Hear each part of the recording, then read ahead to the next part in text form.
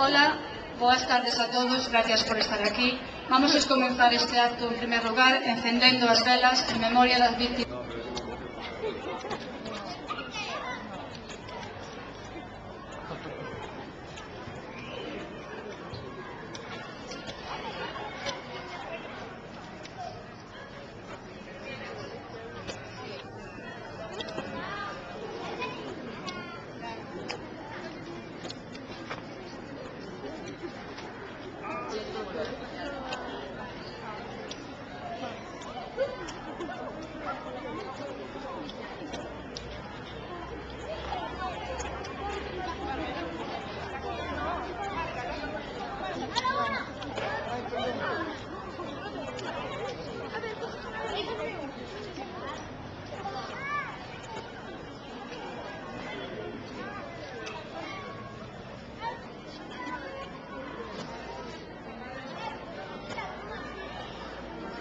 Contra esta inmensa crueldade que só produce dor, medo e morte nas mulleres víctimas, en menores que a padecen, en familiares e amizades que a sufrirán de por vida.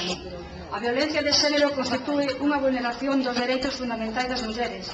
É a manifestación máis clara e brutal da desigualdade aínda existente entre mulleres e homes na nosa sociedade, poñendo de manifesto que falta moito camiño por andar ata rematar completamente coa discriminación e subordinación das mulleres e acadar unha sociedade igualitaria.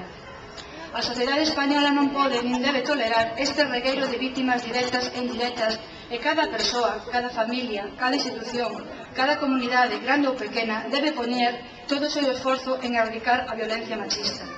Nos últimos anos deronse pasos importantes no eido legal, superando a visión que reducía o problema ao ámbito privado e asumindo que a loita contra a violencia de xénero é un problema de primeira orde e que na súa erradicación deben implicarse o conxunto de poderes públicos e toda a sociedade. A erradicación da violencia contra as mulleres debe ser unha prioridade de calquera goberno que ten que materializarse na mobilización de recursos e no cumprimento das disposicións legais vixentes. Desde a Corporación Municipal da Estrada queremos facer un especial recordo a 54 mulleres asasinadas durante este ano 2011 e queremos concienciar a toda a ciudadanía para mobilizarse contra os maltratadores, porque o primeiro paso para prohibir a violencia de xénero é a sensibilización, a capacidade para detectala e a conciencia crítica para non tolerala. Por iso queremos involucrarnos nun compromiso público para a súa erradicación. Tamén manifestamos o noso compromiso político para continuar traballando pola prevención e o apoio e a asistencia ás vítimas a través dos servicios específicos de atención que poñemos a súa disposición, garantizando a continuidade dos mesmos no ano 2012 e reclamando a outras administracións as axudas precisas para seguir executando estes programas. Co esforzo e compromiso de todos e todas conseguiremos erradicar a violencia de xénero. Gracias a todos e todas por estaros aquí. Agora dou o paso a 4 alumnas do IES número 1 que van a ler as súas composicións feitas expresamente para este día.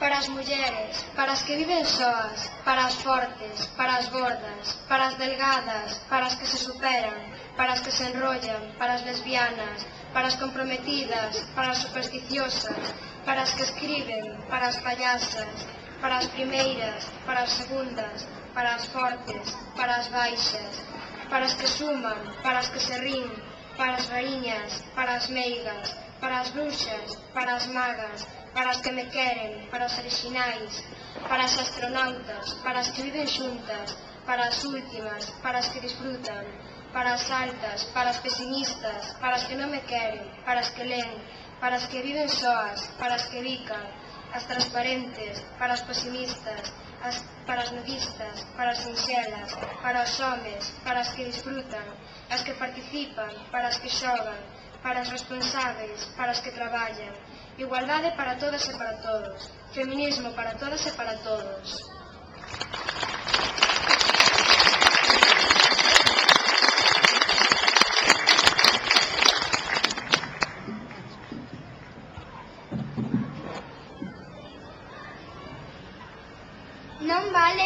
Non vale mirar a outro lado.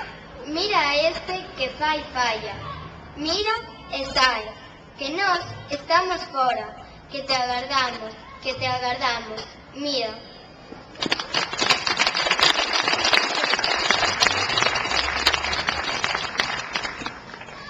Non quero vivir sen acougos, nos desvelos, nin morrer tampouco, afogada de raras fantasías.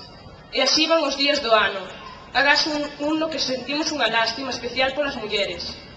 E collémonos da man, e acendemos velas, e soltamos poesías como pombas de paz para denunciar que hai maltratos, que hai fogares feitos cárceres de sufrimentos, especialmente para mulleres. Pero nun día bofé eu digo e recitando: pouco se fai, non basta.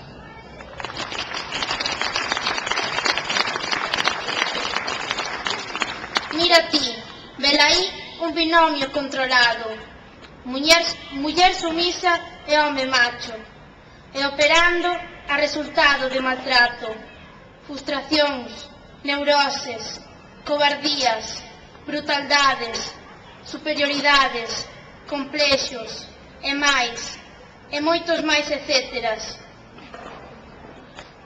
Agás a estupidez dese binomio que operan eles, maltratando, que non elas, que non é culpa das matemáticas.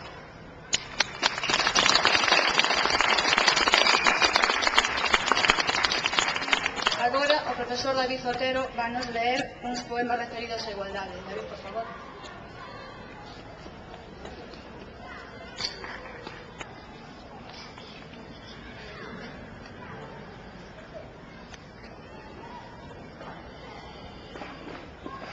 Hai formas varias, multiplicadas, ocultas unhas e visibilizadas outras.